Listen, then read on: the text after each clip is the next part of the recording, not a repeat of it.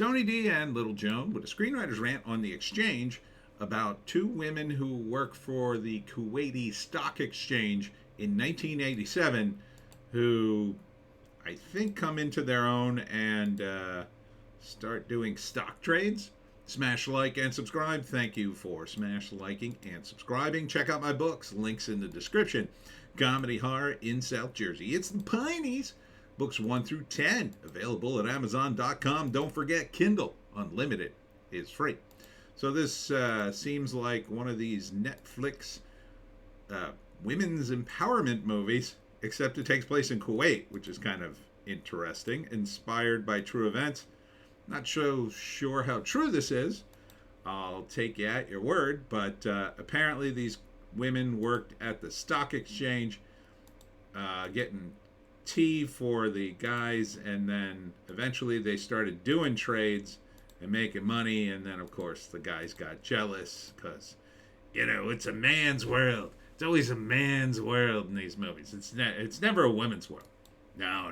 Women, they're always put upon. February 8th, if you want to say it.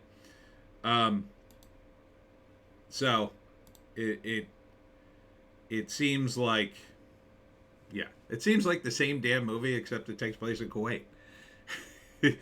Oh, the men won't let us do something. We're doing it better. Sisters aren't doing it for themselves. Sure, okay. Who's this movie for? The Kuwaitis, I guess. Are they having a big women's empowerment thing in Kuwaiti that I don't know about?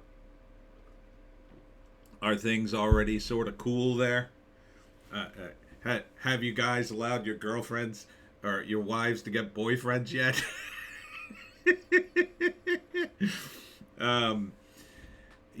It's weird. It's weird to see this in a country like Kuwait. I don't know that much about Kuwait. I assume it's a lot like Saudi Arabia because it's a bit old school, but this is 1987, so maybe things are different, 30, 40 years later. Sisterhood, sisters doing it for themselves. It's always the same movie. Women invaded and our world came to an end. I don't have a problem with women doing stuff if they want to do it. But a lot of times I feel like Hollywood, the movie industry, I shouldn't even call it Hollywood when you talk about a movie like this. Although it may very well be. Maybe Netflix, they bought the movie. Did they front the movie? That would be key. Oh, here's a synopsis. If you make no enemies while trading during the peak of Kuwaiti stock exchange, then you've had no fun. Just ask the women in the pit.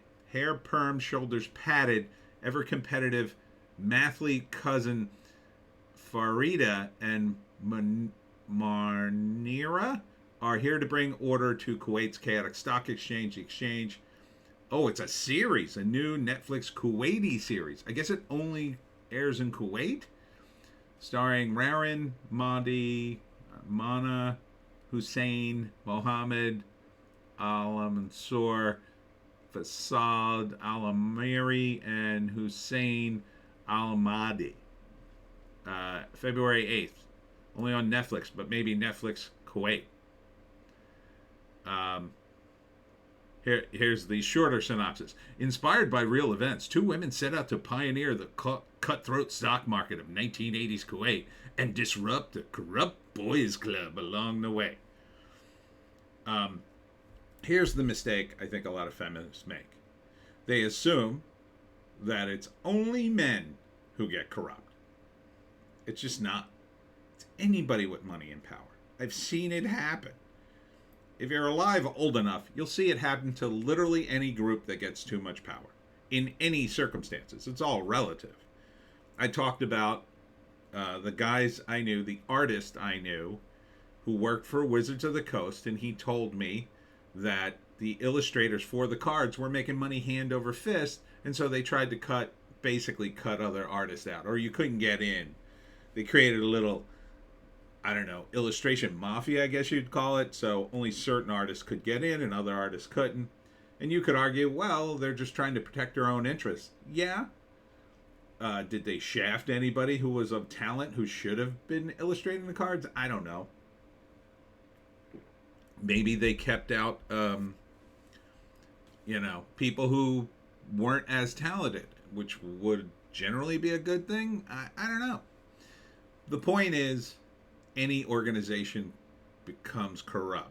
The only difference is men tend to be ambitious because they kind of have to be and make a lot of money, so they tend to be in these organizations. And they do stuff that will protect their own interest. And sometimes it gets out of hand. Not all the time.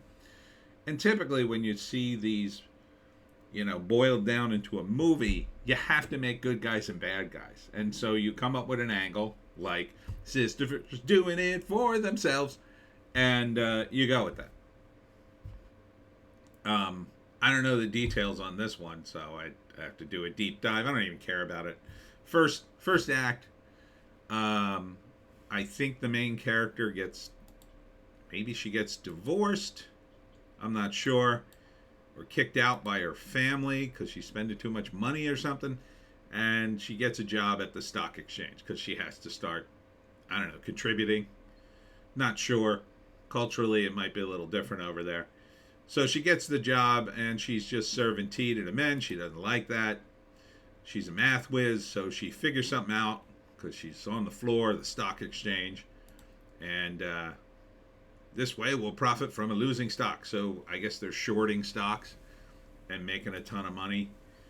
And this is, I guess, her put upon dad or whatever. At the same time, I guess there's a romance a brewing. I don't know. Anyhow, then the men get wind, probably in the second act. The first act is, the setup. She gets on the stock exchange and notices she's kind of stuck, but then sees this opportunity. The second act, she spends the movie trying to convince the other women to go in with her. At first, they try it out, and they make a little bit of money. Then they start making more and more. Eventually, the men notice and say, hey, you women, we don't like you making money. And they had southern accents in my imagination for some reason. We don't like you making money. And then something happens where I guess they want the women to lie for some reason, some stock related reason. I'm not sure. I don't understand stocks all that much. This is not financial advice. And then so they have to be true to themselves. And I don't know, they break the glass ceiling and make a bunch of money. The end? And then there's a credit roll showing you the real women who made the money, and now they run a big stock exchange. And the men are still mad.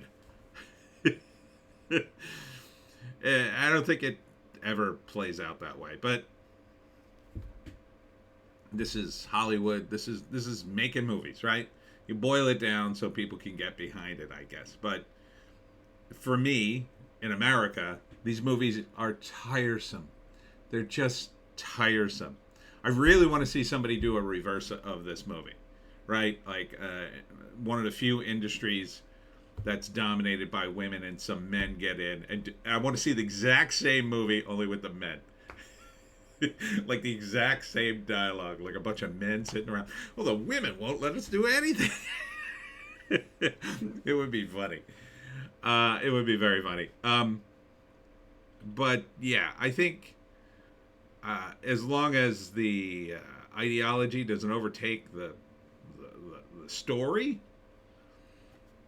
a lot of times it's marketing that overstates what's in the damn movie. In this case, I don't know. It's Netflix, but it's a foreign movie, so it's kind of hard to tell.